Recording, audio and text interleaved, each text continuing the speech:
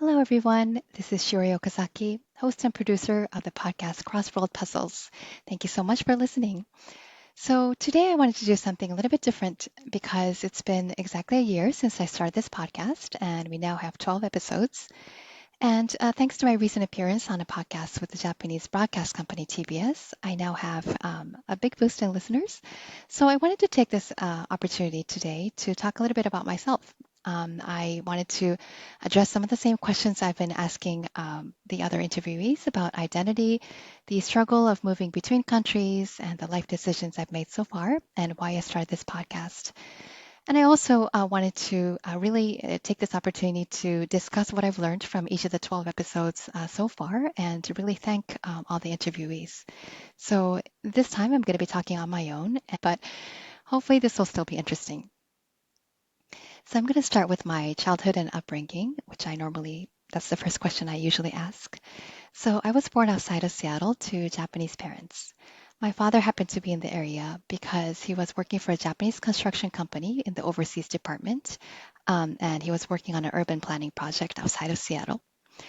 And I'm super grateful to my mom because she had the choice of giving birth to me either in Japan or in the US, but she decided to stay in the US for me to give me the option of having a US citizenship. It's all thanks to her that I'm now able to live and work in the US and have more options in terms of where I want to be based. When I was 8 months old, my father was transferred to Hawaii. It's the same construction company, but they were working on a hotel on the island of Kauai, which had just been destroyed by a huge hurricane, Hurricane Iwa, which had hit in the early 1980s. My mom and my dad and I moved to Honolulu, and so we were based there for quite a long time, actually. It was initially supposed to be like 3, 4 years or however long it took to get the hotel up and running, but it turns out that we stayed 9 years, which is very long and very unusual. But I had a blast. That was the happiest time of my life. And I went to public elementary school, preschool, kindergarten, and all that. In third grade in elementary school, I was able to meet a wonderful teacher who taught me the joy of writing. She's a poet herself. And so since then, one of my biggest dreams has been to be a writer. So that was a really important period of my life. So, in terms of Japanese language education, aside from just speaking Japanese at home, I also went to a Japanese language school on Saturdays. And they only had teachers for Japanese language and math. So, for social science and the regular sciences, I took a correspondence course, and this was pre-internet. So, it was actually a packet that I would receive in the mail and fill it out like handwriting all the assignments and then mail the packet out. So it was very analog, but it was a really fun way to keep up with Japanese. And also, my parents got me books in both languages, and I also got to visit my grandparents. And what was really cool is that my father's parents lived in Sapporo, which is the northern part of Japan, and my mother's parents lived in Kagoshima, which is in the southern part of Japan. So every time we went to Japan, which was maybe once every 3, 4 years or something like that, I got to visit the north and the south of Japan, which has a very different cultures and climates. So I really enjoy that. Hawaii is culturally and geographically and demographically really in between the U.S. and Asia. The population is half Asian, and there are a lot of Japanese expat families like ourselves around us, as well as Japanese Americans, and a whole bunch of other ancestries represented, like Korean Americans, Chinese Americans, Native Hawaiians, people of European descent. And it was really cool because so many people had like 5 or 6 different ancestries, and they would have multiple middle names, each with a different language that represent those cultures. So growing up in that environment, I think it really shaped who I am. I really, really appreciate and love diversity, and I love learning about different cultures and customs and languages. So I feel really lucky to have that childhood. And when I was 9, my father was suddenly called back to Japan. And this was a huge shock for me because Japan until then was still a foreign country. It was a familiar country, and of course, it was the homeland of my parents and where my grandparents lived, but it wasn't my own country per se in terms of identity. And my parents decided to enroll me in a public elementary school rather than an international or American school. And there was a big difference in culture between the U.S. and Japan, of course.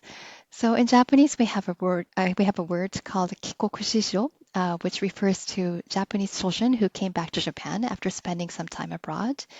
And so that's what I was called.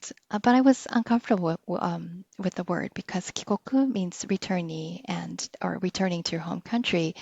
And again, Japan was not my home country. And so I felt a little bit like boxed into a category that I didn't quite belong to. And this really was the beginning of my identity crisis and really a lifelong pursuit to try to figure out who I am. I looked Japanese and spoke Japanese just fine. I think I sound like a native speaker, but really I was American inside. So every time I spoke, the content of what I was saying was pretty American, I think. And in the beginning, things were fine. People were curious about me, and a lot of my classmates had Sanrio stationery, which would have random English phrases written on it, or they would have it's Japanese but written in Romaji, and so they would say, "Oh, can you read this? Like, what does it mean?" But around the time I was in fifth grade, uh, I began to lose friends, and I didn't know why. It was yeah, it was just quite. Um, uh, Shocking to me because suddenly they would stop speaking to me, just ignoring me. Um, and towards the end of fifth grade and sixth grade, it got a lot worse. I was actually bullied, and it would be just minor things like being kicked from behind when I'm walking or sitting, or having my belongings hidden. But the most painful thing was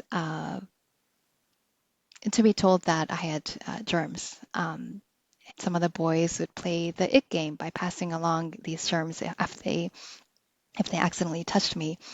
But it was the girls who I think were more hurtful because they were actually grossed out. I remember being paired up with one of the girls during gym class, and she was furious because she really didn't want to touch me, but she had to, like, you support each other like physically, like during gym class. And every time she touched me, she would say, ew. And then she would actually wipe her hands on the gym floor, which is crazy because obviously the gym floor has like millions more actual germs. But that's a moment that is hard to forget because it really makes you feel, yeah, like really, really actually dirty inside and out. Anyway, I don't want to make this episode too dark, but so it was a really hard time to go through that, about a year and a half, I would say, until I graduated elementary school. However, I did have some friends who would really treat me in a friendly manner and would be kind enough to invite me to hang out and do things after class. And so I decided to ask them, why do you think they dislike me so much? And I found that it was really the cultural differences that I had been talking about. So I mentioned that back in Hawaii, it was so diverse, and we did show and tell about our different ancestries, like what we did at home that was different from other homes, etc. And so when I moved to Japan, I thought it was really interesting to point out things that were different between where I grew up and in Japan. And like school life is so different. For example, you have to change your shoes so many times. Like once you go to school, you have to change your shoes. You have to change your shoes for gym class. Um, and you also have to serve lunch. You also have to clean the classroom yourself. And of course, these are really, really great things. But I'd be like, oh my gosh, like, why do we have to clean the classroom? Don't you have janitors? And of course, it was just an innocent question. But of course, it sounded really offensive. Apparently, every time I said, well, in Hawaii we did this, in the US we did this, it sounded like bragging. I also found out that in Japan, at least at that time, students didn't really raise their hands during class, and I didn't know that, so I kept raising my hand. And it's not that I had really astute insights or anything like that. I would say I would raise my hand for like really stupid things, and so I think people thought that I was a bossy know-it-all, I guess. Um, but by the time I find out the reason why this was happening, it was way too late. Um, and there was nothing I could do. And I guess I had the option of transferring schools, but first of all, I'm a very stubborn person, and I felt that transferring schools at that point would be like admitting defeat. And I understood why this was happening, but I didn't feel like it was truly rational, and I didn't feel like I had to be the one to transfer schools.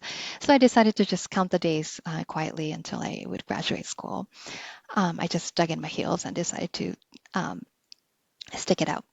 I also didn't want to tell my parents, and there was a deeper reason for that. I really, really respect my parents. I really, well, of course, I love them, but aside from that, I think they're wise and they're upright people.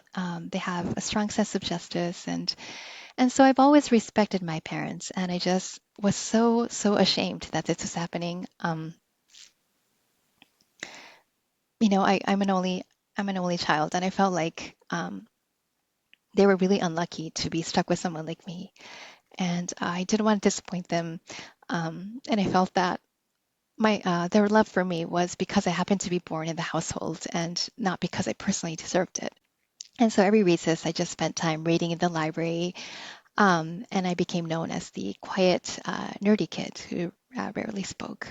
And as a side note, my parents did eventually find out, and I think it was even more devastating to them that I didn't tell them, because I think the first impression that they got was that I didn't trust them, but that was not the case.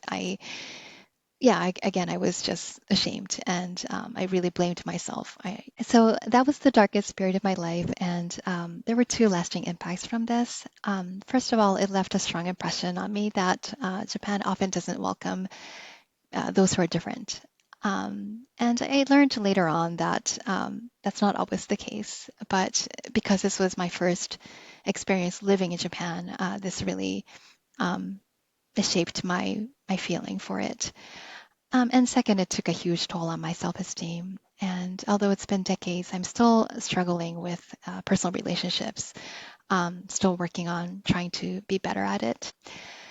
Anyway, I graduated elementary school, and I was much happier in middle school because I was able to attend a private middle school in Japan that was really, really different. And this middle school was created by what's called Kumon, Kumon, which is like an after-school self-learning program. This school was so new that I was actually the second class ever, part of the second class, and I'd fallen in love with the campus. What I also loved is that this school has a really international focus, and because it's a boarding school, the students came from all over, including some whose parents were living abroad. And I've made some lifelong friends here, and I'm so grateful for that. Anyway, so I had a happy school life in middle school, but during this time, one of my homeroom teachers did this fun assignment. Where he created like a table, and he had all of our names in each of the cells. And then he distributed the hard copy printed table to all of us. And he told us to write down what we think of each of our classmates. And of course, these are good things only. And we submitted them. And once that's done, he collected all the sheets and then he actually cut them out into each of the cells. And so every a student would get a collection of these little pieces of paper that has I guess, the impression of what the other classmates think of us. And for me, when I received it, so the very vast majority of it said, oh, Shiori Okazaki is good at English. And I guess, of course, that's a great thing. But it also made me think a lot because I was a little bit sad because I knew that that was really thanks to the fact that I spent the first 9 years of my life in the US. So it didn't have to be me. And it was a really personal observation that was like about me personally. And so I started to think like, oh, but if I took away the English language skills, what remains of me? Like, what else can I do? What else do I have? So that's a question that stuck in my head. And I also during this time, my parents actually, my father was called back to Hawaii because it just so happened that another hurricane completely destroyed the same hotel in Kauai. This time it was called Hurricane Iniki. And so he had to rebuild it. And because I was in the dorms at that time, it didn't affect my day-to-day life. But now I was going back to Hawaii to visit my parents during long breaks. Another thing was that during one of the long breaks, I was trying to go back home to Hawaii. So I had a flight, and I ended up in the airport having forgotten my passport. So this was really embarrassing, but I had to call my dorm, and they were kind enough to send an upperclassman my way. And this upperclassman was stuck with this, having to do this because he had parents in Brazil. So the logic was that he was used to going to Narita Airport, which is the airport right outside of Tokyo. And he was really kind enough to come all the way there, which is, I don't know, like an hour or two out. And thankfully, I had plenty of time. So he delivered my passport to me, and I was able to get on the flight on time. But anyway, I inconvenienced so many people, and it was so embarrassing. But once I was safely home in Hawaii, my mother just said offhand, "My gosh, it'd be so much easier if you just went to school here, like locally." And then it made me think, like the question that I was talking about earlier. So aside from the English language skills, like what do I have exactly? And so I wanted to think maybe I can go to high school here in Hawaii and to really, um, challenge myself and see what happens once I go to school in a place where speaking English was the norm. So that led to my decision to move to Hawaii and join my parents once I graduated middle school. So that was that. And just as a side note, I wanted to mention something that's really important to me. While I was in middle school, I read an in-flight magazine, although it was an in-flight magazine we took home, so I was in my home in Tokyo, and I remember reading this magazine, and I came across this article, this feature about the bullying that was going on with Kikokushijo, again, the returnee kids, Japanese kids who lived abroad and returned back to Japan. So that was really eye-opening because I didn't know that that was a thing. I didn't know that it was a phenomenon where more kids who were like me, who lived abroad, once they moved back to Japan, were experienced this bullying. And so I had this a myriad of emotions. Well, first of all, it was a huge sense of relief that I was not the only one. And second of all, I guess anger at this injustice that it was happening to a whole bunch of kids that had this in common. Because we have so many assets that we can bring to the table, and yet a lot of us were struggling and having such a difficult time fitting in. So that really was a watershed moment for me looking back. So I decided to attend high school in Hawaii. And my second time in Honolulu was vastly different from the first time. I transferred to a private school that's known for its rigorous academic program. And my English speaking and writing skills were very, very rusty. Of course, I was taking English language classes in middle school and went to after school programs and all that, but um, I wasn't speaking on a daily basis. So it was very, very rusty. And my vocabulary had stopped at the third grade level, whereas everybody else was gearing up for college, studying for the SATs and whatnot. But the hardest part really was participating in class. As I mentioned, in Japan, a lot of the kids weren't raising their hands, and that was just the custom to really listen to the teacher, and that was it, especially in elementary school. So I had gotten used to that. But back in high school in the US, of course, participation grades were part of the grade. So I was so nervous that I would stutter and stammer, and I couldn't really get the words out. And so I would write all the questions ahead of time on pieces of paper, but because that would take a bit, by the time I would raise my hand, the topic would have moved on. And so things were really awkward. Anyway, during this time, I was really lucky enough to meet a wonderful English lit teacher, and they really taught me how to write essays. And I had to start from scratch, really. Like, what is a thesis? Like, what is a topic sentence? How do you do citations? He also understood my personality as an introvert, so um, I could consult him about these personal things, like I feel so awkward speaking during class, like what should I do? Things like that. So I feel really, really lucky.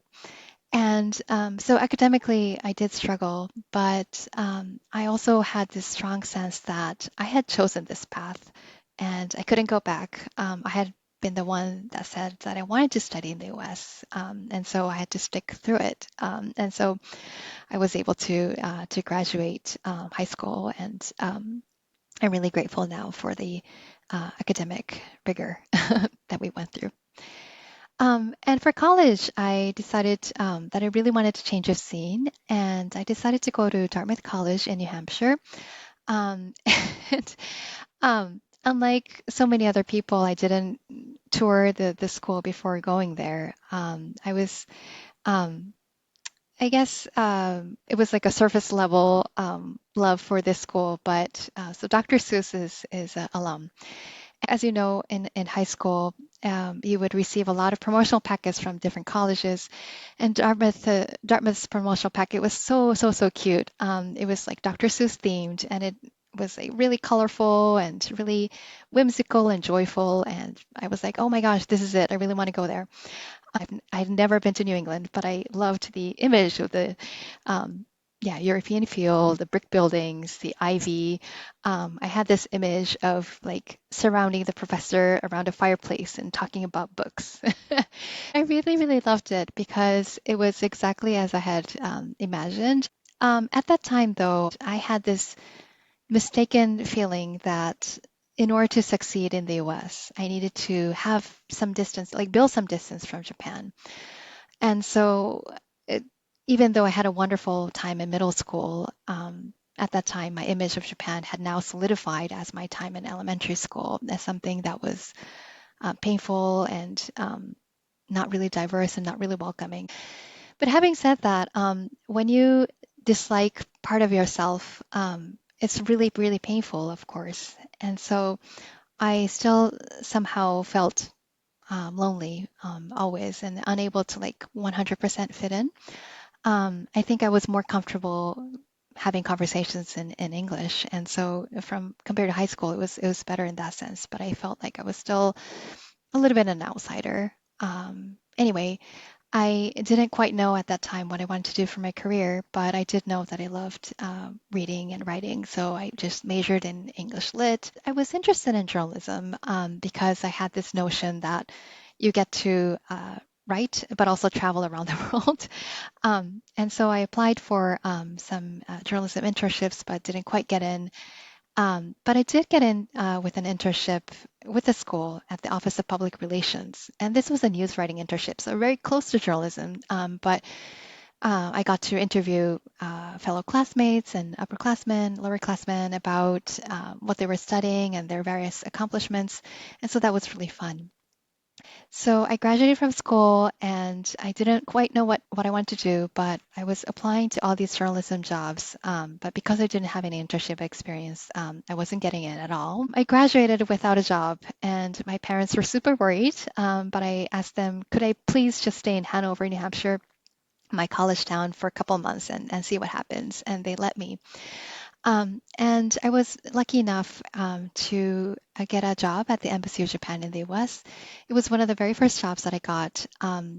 Again, this was after I felt like I had to distance myself from Japan. So this was like a last minute ditch effort. But this was like, actually, it turns out to be a dream job because it was a newsletter job. So I got to keep my communications and writing part of the job that I wanted to do. But it was also about promoting Japan in the US, which it turns out I actually really loved doing. So I worked there for 4 years and I gradually learned more and more about the wonderful aspects of Japan that I'd forgotten about. And so this was the Information and Culture Center, and we had a lot of artists coming in, and I got to see all these exhibits, including some artists that I had known even before working at the embassy, artists that you wouldn't normally get to meet if you were just living and working in a different job, even in Japan. So this was really lucky. And at that time, so some of the artists would come in and give lectures on stage, and one of my bosses told me, "Oh, why don't you just go upstage and interpret?"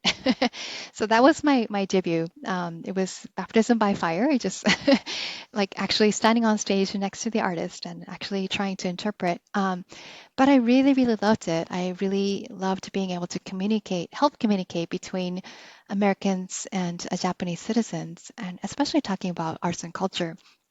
So that was something that left a strong impression in my mind. Oh, this is something that I love to do, and maybe I want to pursue it. But anyway, working for 4 years at the Embassy of Japan in DC, I wanted to go to grad school, especially being in DC.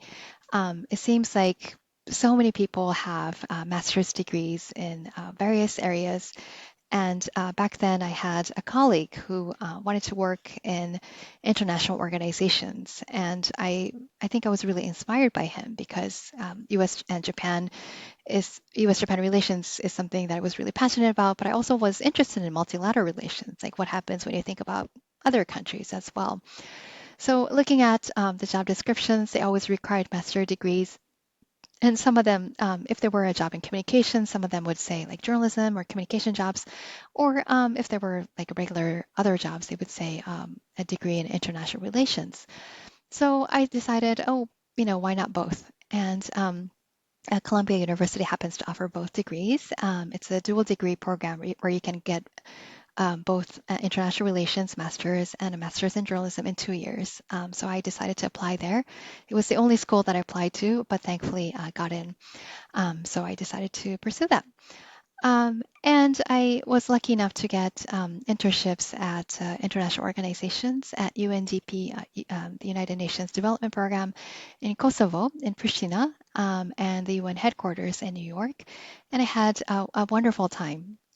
Um, but I really struggled with my identity and my career prospects back then because um, when I went to journalism school, I felt like I enjoyed the day-to-day assignments. Like if we're sitting in front of a computer, you know, like pretend you're writing this wire service, like report about this helicopter crash that just happened, or I think about the online displays of a newspaper, like where do you put the article that you want to feature the most prominently and things like that.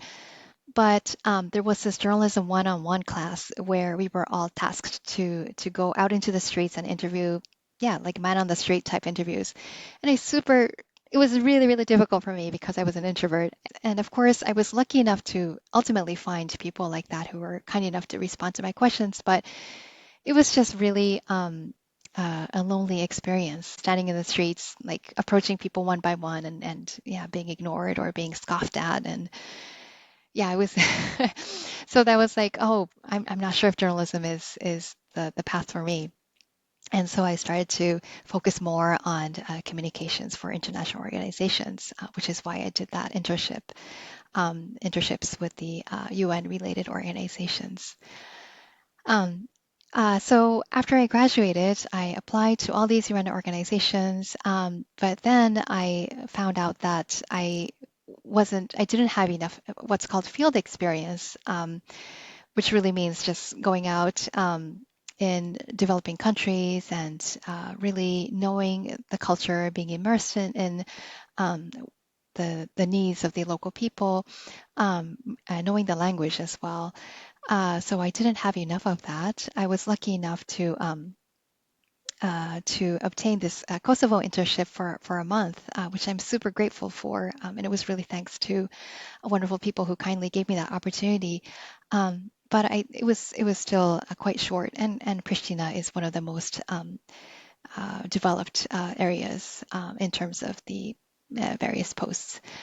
And so I really struggled with getting job opportunities. I also didn't quite have an expertise in I guess, development fields like water or sanitation or education, things like that. I was more of an expert on U.S. Japan bicultural communications.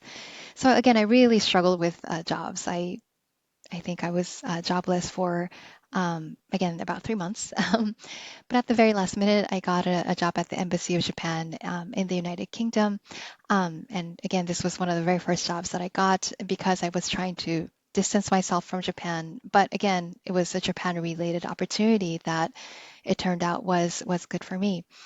And I worked as a press attaché there for 2 years, and that was a really timely opportunity because I had just graduated from journalism school. So I was getting to liaise with so many different media outlets in London was really nice because most of the major television networks as well as newspapers were based there from Japan. And of course, all these prominent British media like The Guardian, BBC, um, the Daily Telegraph, all these outlets are also based there. So I got to work with them as well, and I learned so much.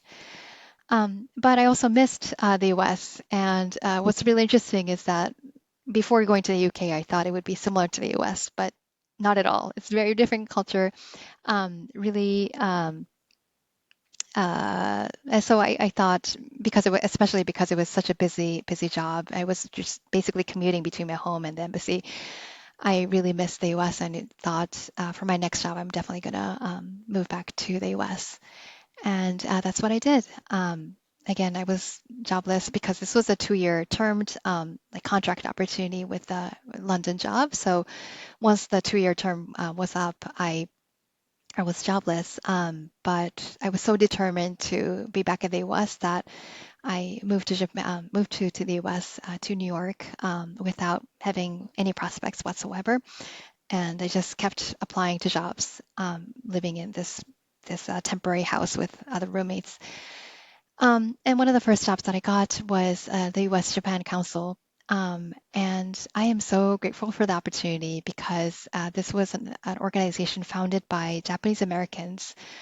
And so, in that sense, it was really right up my alley. Among all the different workplaces that I had, this was the workplace where I felt the most comfortable because I was surrounded by people who were like me. And so I worked in communications, starting as the manager there, and then I was promoted to director. And it really made me think about the Japanese American community, and I was able to build such a great network thanks to this workplace. Having said that, after being promoted to director, because I was now mid-level management, there was so many meetings that we needed to attend, strategic meetings. And I felt that I really missed the nitty-gritty, the getting to write, doing speech writing, writing press releases, like the things that really led me to a career in communications. It was the writing part, and I didn't get to do much of that at all. I felt like working in communications for an organization. In that sense, I felt like I had already um, gone as high up as I could, and maybe I needed to branch out into different opportunities. And so that's when I turned to interpretation. And I had always loved interpretation ever since I encountered it at the Embassy of Japan in Washington. And I got to do it a lot when I was working at the U.S. Japan Council, even though my full-time job was in communications. But aside from that, I was also on a roster with the State Department. I was using my vacation time to gradually gain interpreting experience. Through them, I had some opportunity to travel around the U.S. Maybe 2-3 weeks at a time, accompanying these delegates coming from Japan on different themes like clean energy or women's leadership. Da, da, da, da, da. After a while, I told my boss, okay, I'd like to leave in about half a year. And so that was 2019. And so at the end of 2019, I became a full-time interpreter. I left the U.S. Japan Council. Timing wise, it actually turned out to be a really terrible timing because, as you know, COVID started like 2 or 3 months later.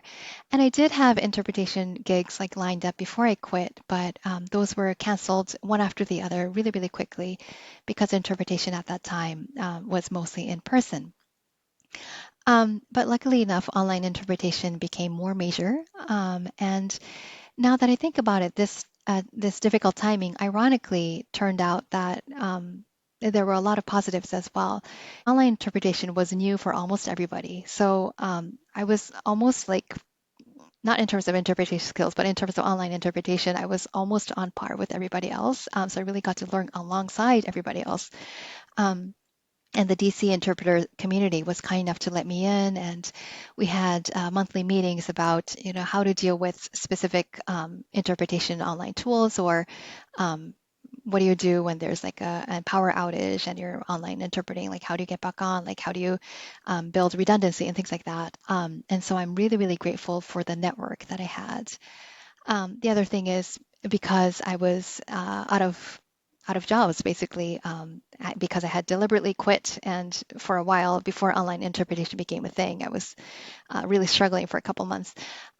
So many people supported me, and my former colleagues at the U.S. Japan Council, as well as the various networks that I had built throughout time, like colleagues who were still at the Embassy of Japan in Washington, D.C., and other acquaintances, friends, members of the U.S. Japan Council.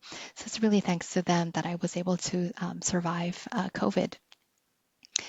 So anyway, at the end of 2020, I decided to build this what's called the Shiori Communications LLC. And my goal really is to connect the U.S. and Japan through words, primarily through interpreting for now, but I want to expand beyond that. And so in recent years, I've been doing a lot more writing. I have a column with a Japanese community paper called Sakura Shimbun. I am trying to blog when I can, and I'm also doing podcasting with this podcast, CrossWorld Puzzles, as well as uh, recently I've been working on a podcast with a broadcasting company called TBS. And so I am really grateful to have this opportunity, but I feel like a career is something that is not set for life. Initially, that's what I felt, especially as a child. Like, if so many people ask you, what do you want to be when you grow up? And you say astronaut or firefighter. It's like a one word answer. But now I know that it's something that it can be many different things. And it can also be different things depending on the stage of your life. And I think what's important is that you continue to keep it in mind and continue to pursue it, even if it's just little by little. I feel really lucky that I was able to pursue interpretation even while I was working full time, because that really led to me becoming independent now. Moving on, I wanted to talk about why I started this podcast. And it's really because I've stood at crossroads so many different times. As I've said, I've been jobless so many different times because I've been really struggling with how, yeah, how do I pursue happiness? How do I fulfill both my Japanese and American identity? Because again, as I discovered, if I ignore one, I'm one of those two, I'm always going to be unhappy. So I really need to fulfill both. And how do I do that? So I wanted to ask others, not just about my career, but also where do you want to be based? Right now, I'm happy, really happy being in DC, but I'm an only child and I'm worried about my mom in Tokyo, and how do you build a family? So I really wanted to interview my friends and mentors and so many other people that I look up to. So it wasn't that I wanted to start a podcast, and it it wasn't that I began with the notion of, oh, I wanted to start a podcast. What should the topic be? It was the other way around. I really want to interview so many amazing people around me. But it'll be a waste if it's just a one-on-one conversation, because so many others can be inspired and learn from them as well. So I really wanted to make it public. Why not make it a podcast? I wanted to make a podcast in English as well, because even though, especially starting out, most of my friends and people that I'm interviewing are related to Japan in one way or another, I feel like there's we have so much in common with people who have ties to other countries as well, like international marriages and having parents from different countries, raising multilingual children, overcoming discrimination, finding your community, finding your identity. Um, have celebrating diversity overall, especially now that we have so many divisions, even within the U.S., like political divisions. Um, and so I really want to tackle those issues with other interviewees as well. And of course, I know it is really, but knowing myself, I knew that the more I thought about how to make it fancy schmancy, the more I would delay. I would make excuses to myself, like, "Oh, I'm not ready. I'm not ready." And so I needed to just like suck it up. And I feel really, really lucky that I have had so many wonderful interviewees. And I am really hoping that I will continue to be lucky enough to have more. So anyway, moving on to the second section of what I wanted to do today, I wanted to talk about each of the episodes really briefly and what I learned from them. So episode one, Always Adaptable with Sayori Romei. And so Sayori is the person that I thought of first, like who do I want to interview? Because she is so incredible. First of all, she speaks four languages at minimum. She grew up speaking Italian, French, and English, and now she's based in the U.S. And speaks fluent, like native level English. And she's an artist, but she's also a nuclear deterrence expert. And now she works at the German Marshall Fund, connecting Europe, the US, and Japan. So, in that sense, she found a job that really connects her three different identities as well. And the interview, I'm really grateful to Sayuri for having the courage to go be the first person. I didn't have any archives, any past episodes to show, but she was kind enough to trust me and do this. And what I learned from her is, first of all, her positive attitude is so infectious. What was surprising to me is when I asked her, so can you talk about some of the struggles you've had, like going back and forth between all these different countries and different cultures? And she said that she hasn't really struggled. And so that was a big surprise because I had based my whole podcast on the premise that we needed to heal, especially in Japan. Um, People like us are considered lucky. And of course we are. We are so, so lucky to have the opportunity to grow up in different cultures and different countries. At the same time, we don't really have the opportunity to talk about the downside of things, that sometimes it is actually hard to formulate our own identities, to find a career, to find a place we want to be based in because we had that upbringing. And so yeah, I was thinking, oh, this is going to be all about healing, and then bam, like episode one, like she says, like, oh, I didn't really struggle much. I'm like, oh, okay. And so it was so wonderful to hear that there are people who are positive and strong enough to think about things in a completely different way. And she also said that identity is something that can change. And of course, I should have known that my identity has also changed, but in my mind, I felt like it's something that it's like a lifelong pursuit to find the one truth, the one your one true self, like you know yourself. I feel like that's a lifelong journey that we all need to struggle with, etc. But when she said your identity can change, and for now it is this, like it really, I felt such a big relief, sense of relief, and now I feel so much more comfortable with who I am now. The identity is not this like this solid thing, and you can change and you can be comfortable with change in the past and in the future. And the second episode was with my friend Grace Kim. Embracing Our Own Differences is what the episode is called. So she grew up in Korea and Japan and the US, and so she now runs an event planning company. And I really wanted to interview her because it's so fascinating to have these identity that has ties to three different countries. Because she grew up in Japan most of her life, she's more comfortable speaking Japanese than Korean. Her older sister also lived in Korea, Japan, and the US. She's more comfortable speaking Korean than Japanese. And so it really made me think about it's not just circumstance of which country you are in. It's also about age. It's also about personality. What you experience there that really shapes your identity. And this was super fascinating. And Grace is a lot younger than me. And so I'm so grateful to her for being open with me and being able to talk about the business that she had just about launched at that time and talking about some things that are still a work in progress. And she is so inspiring, and I'm always learning from her. Okay, and so episode three, I was so honored to be able to talk to Mari Kuraishi, who grew up in Japan, Italy, and West Germany. So she's now based in the US as the president of the Jesse Ball DuPont Fund, but she's also the co-founder of Global Giving, which is one of the premier online giving platforms. And the episode is called A Privilege and a Power.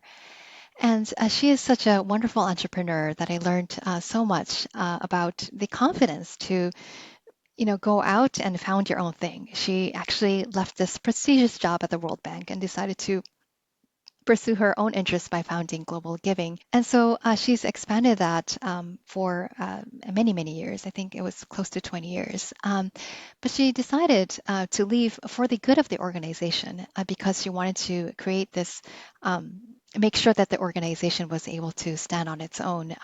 And so I think that is really, that also takes a different kind of courage to have this wonderful project that you gave birth to, that you really nurtured with all your time and energy, but also having the courage to pass it on to the next generation. I think that's absolutely wonderful. So that's something that I learned from her.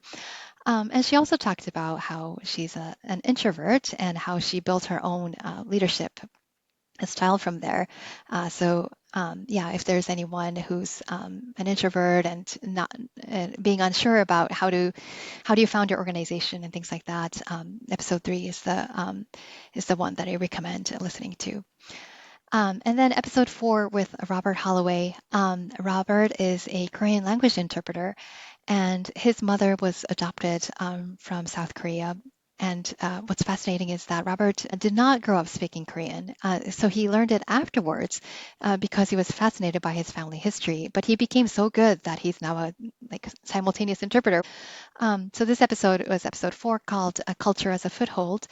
And listening to him is like watching a documentary. I learned so much, and I have so much respect for him as someone who's so in touch with his own family history, has done the research, and yeah, it's just amazing. And so I highly recommend his episode in terms of just learning about. It's almost like an academic episode. Um, but it's also heartbreaking too, because until now, I didn't know how much Korean adoptees, many of them struggle with language. They learn Korean because they really want to connect with their country of ancestry, where they were born. But also, when they struggle with that, it becomes intertwined with identity. That was such an eye-opening thing for me to hear about. And Robert also talked about culture as being this foothold for figuring out your identity, and which is really helpful for those of us who have immigrant parents or who think about our family history, I think. And Robert himself is also a role model for me in the sense that he's an interpreter, but also has expanded his career beyond that. He has this community called Speak with Soul, where he teaches the Korean language to Korean adoptees. And so they talk about again, not just the language, but your identity. We also talked about how do you build confidence and how do you speak in a natural way without saying words like which I am today, unfortunately. But hopefully I will continue to be better at that. And moving on to episode 5, Finding Joy in the Struggle with Yuko Watanabe. So this was a hilarious episode. Yuko is such a wonderful, engaging, and funny speaker, amazing sense of humor. If any of you feel sad or yeah, if you want to pick me up, episode 5 is hands down the one that I recommend. Yuko is an amazing community builder. She's completely okay with plans changing. And listening to her career, I'm very sure that that's not how she originally started because she's amazingly accomplished. She came to the US for the first time for college, but after that, she had this wonderful career working at the Gates Foundation, went to Harvard for grad school, et cetera. And so you have to be a meticulous planner in order to do all of that. She decided to pick up yoga, I think during COVID, but is now a yoga instructor. Like whatever she does, she's amazing at it. But despite all of that, she is now comfortable with yeah, plans changing, and she is okay with that. She's so laid back. We talked about how we both have family back in Japan, and you need to think about how do we go back and forth, making sure our parents are okay and things like that. But she's still figuring it out, and she says that and she's okay with that. She's okay with taking it day by day, year by year, and so that was like super inspiring and comforting for me. And episode 6, Hometowns Everywhere with Yuri Akahira. Yuri has been a friend for a very long time, about 20 years now. She's one of the friendliest people I know. She seems super, super confident. And so it was really surprising to me when I heard for the first time, this was, again, like maybe 15 years ago or so, that she was actually bullied back in school. Um, but the fact that she opened up about the fact that she was bullied, she at that time she was already doing like magazine interviews about it or whatnot, um, made me comfortable to open up about my own experience being bullied. Because until then, I was hiding it. I was ashamed of it. I thought people would judge me or people would think less of me if I talked about that. Like, oh, no wonder she was bullied. Yes, because she's so weird or whatever. Um, but the fact that here was this like amazingly accomplished, confident, beautiful, smart lady, and even someone like her had an experience like that. That was just so eye-opening for me. And I'm so really, really grateful for that. And so during this episode, we talked about, yeah, how to recover from that. Um, and if there's anyone, any listener who is going through that or is still trying to digest the experience. And I hope there are very few people but if there are people like that, please do listen to episode 6 because it is super super powerful. And we talked about or she shared tips on how to make friends from people all over the world. So that was really helpful as well. And then episode 7, the bottom line is respect with David Caprara. So David is a multimedia journalist based in Japan. He's so, so interesting. He's based in this really rural area in Japan in Nara Prefecture, and he's doing so many interesting things that that I absolutely wanted to interview him as an American expat in Japan. And it's incredible that he only started learning Japanese once he started the JET program, which was prior to his journalism career. Now he's again working for American media, the freelancing. But one of his pet projects is researching this B-29 crash during World War II that just happened to happen at a mountain really close to where he's living. And so he's been talking about what happened to the American soldiers who crashed, as well as the hospitality and kindness of the locals who helps the American soldiers before they were unfortunately sent to prison and ultimately killed. But it's been a really touching story to follow because David has become this almost like this goodwill ambassador of this project and even bringing in family members of the deceased the American soldiers to Nara Prefecture. It's been a wonderful journey learning more about that. Anyway, so David is definitely part of the community now, and it's amazing to see all these like festivals and events that even people in Japan, if they're in an urban area, probably are not too familiar with. But he gets to be part of that and record that and share that with us. So it's wonderful. And as he said, it's really important to have respect for other cultures, and that's the foundation of his work in journalism, talking to people from different cultures. So that's something that I loved learning about. And then episode 8, building empathy through nuance. This was with Natalia Quintana Feliciano. So Natalia is a Puerto Rican and Colombian, and she's someone I met through the writing group that I participate in the DC area. This was a really, really fascinating and deep discussion because Natalia is a journalist, but also a creative writer, a poet as well. And I think there aren't that many people that I know who straddle the fine line between the two. And so getting to talk about both aspects was really, really cool.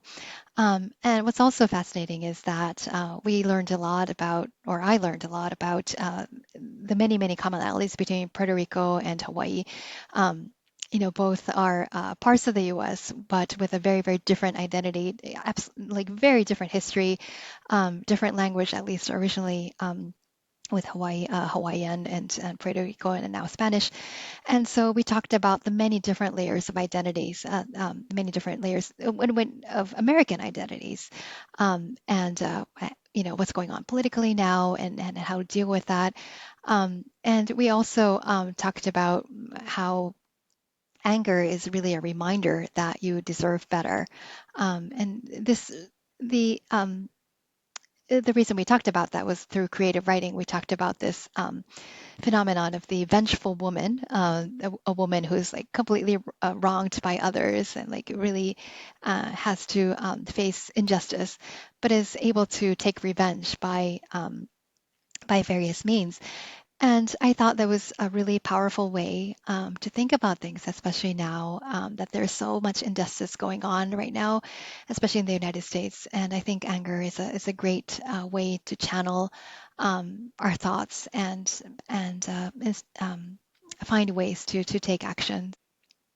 And then episode 9, Beauty Not Loudly Told with Mari Yop. So Mari is an artist and poet raised in Japan, and I always enjoy talking with her. She's among the 12 interviewees that I've had so far. She's the person who's known me the longest, maybe the longest ever, even considering future episodes, because we've known each other since middle school, so like 30 years. And the reason we became such good friends is because we were both interested in writing and art. And so it's really cool to see how we've both evolved and changed over the years. And she's one of the friends who is now based in the U.S. So it's really cool to see that as well. So we talked about the challenge of international marriages and raising multicultural children, um, and having to contend with various medical issues for children, which is really difficult in a foreign language. But she's so strong. She's always been a quiet and calm person, but there's such a quiet strength that she has, and she's also very a positive person, able to see beauty in everything, especially nature. So I'm always inspired by her. And then episode 10, Towards Perfect Effort with Lefteris Kapatos.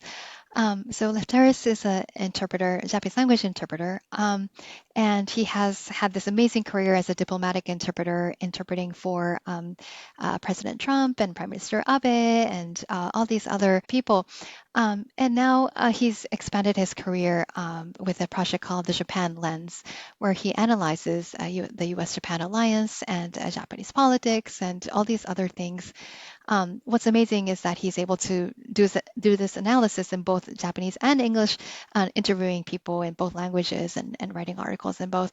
Um, and so he's another role model for me in that sense, having multiple careers. But also, he was kind enough to open up to me about his Greek heritage and how he thinks about that in addition to his work in the Japanese language. And we talked about perfect effort, which I think is such a wonderful phrase that he taught me. It's mostly about simultaneous interpretation, about doing the best that you can at that moment. Great metaphor for life in general as we think about our own careers and such. And then episode 11, Leading Step by Step with Kazuyo Kato. Kazuyo is a great friend of mine, also based in DC. And in terms of childhood and upbringing, in terms of going back and forth between the US and Japan, I think among the 12 interviewees, she's the closest to me in terms of, yeah, our struggles, I think. We talked about the struggles of languages and fitting in, etc. If you're studying abroad in a different country and having trouble making friends, I do encourage you to listen to episode 11 because it is highly inspiring, especially considering the fact that from there, Kazuo has become a leader of a nonprofit organization here in DC. It is an extremely, extremely difficult job that I can only imagine, especially now with the changing climate towards people-to-people exchange, all the funding cuts, etc. I think she is such a strong, a wonderful, and wise person, and I really look up to her. And she also gives this lessons in leadership that she learned from great people like Richard Armitage. So anyone who's interested in leadership, please do listen to that episode as well. And last but not least, we have episode 12, Cultivating Our Humanity with John Onoda. John is a principal at IQ 360, which is a communications and consulting firm. And again, it was a huge honor to talk to John because he's one of the wisest people I've known. I got to meet him through my communications job at the U.S. Japan Council. So I always thought of him as this Japanese American leader, but I was really surprised to learn through this interview that his family was the only Asian in town where he grew up in Indiana. And it was really fascinating to learn how that identity later played a role in his communications career, being in corporate America, being surrounded by Caucasian Americans. And he is so insightful when we're talking about what might happen in the future. We might be overtaken by AI, but even if that's the case, values like empathy, loyalty, integrity, and things like that are what make us human and what would help us thrive in our individual careers as well as humanity as a whole. I think that was a wonderful lesson that I learned. And this is also an episode that is inspiring if you are interested in communications in general, but also is a little bit philosophical and academic too if you want to think about humanity in general. He also talked about finding your tribe, which is a great expression, I think. And he just said it in passing, but I think what was really important is that your tribe may not be where you're born or where you grew up. Because I grew up going back and forth, I felt like which one of the two countries can I find my home in? And so I was really narrow-minded in that sense. But for some people, yeah, they may not grow up or be born in a culture that they feel super comfortable with. They may find it afterwards. And so that was a really a great thing to think about. Anyway, so what I learned overall is that there's no one answer in how we approach things, and life decisions are very much a combination of circumstances, timing, our own personalities, and even consideration for others, like family members. And so you it's really hard to say that this is what I learned. In terms of I now know how to make this one specific decision because I don't. If anything, I've learned that there are more choices out there. Um, but it's really helpful to think about. It's so diverse and varied that there is no one right answer, but there's no wrong answer either. And identity cannot be defined by anyone but that person. And this is something that, logistically speaking, I have been struggling with in terms of how to make the episodes more searchable and easier to access to people looking at the website or people looking at the multiple episodes that we have now. Even with tags, it's really hard because who am I to call someone Japanese American if they haven't said so themselves? Even if they have Japanese ancestry but have lived in the US, maybe they consider themselves still an immigrant. Or I have also have had friends who say that they don't want to use the word Japanese American because there's such a strong connotation of having ancestors who were incarcerated during World War II. So they feel like they shouldn't use the word Japanese American. Some people say Shin Ise, but I personally have not yet warmed up to that word. So I consider myself like 1.5 generation because I was born in the US, but I also lived in Japan for a time as well. And so, yeah, the identity is really hard to put a tag on unless they say that themselves. So I think I'll continue looking for ways to categorize or find ways where it makes it even easier for listeners to find episodes. Anyway, going forward, I want to expand in terms of people who have ties to different countries or different regions as well. And I'm really interested in interviewing maybe like multiple people at the same time. And I've talked for so long. I apologize for this very, very long episode, but thank you very much for listening. I look forward to your feedback if you have any. Please follow CrossWorld Puzzles on YouTube, Spotify, or Apple Podcasts. And please check out crossworld-puzzles.com because we have some great videos, photos, and transcripts of past episodes. So that's it for me. Thank you so much. This was episode 13. Okay, bye-bye.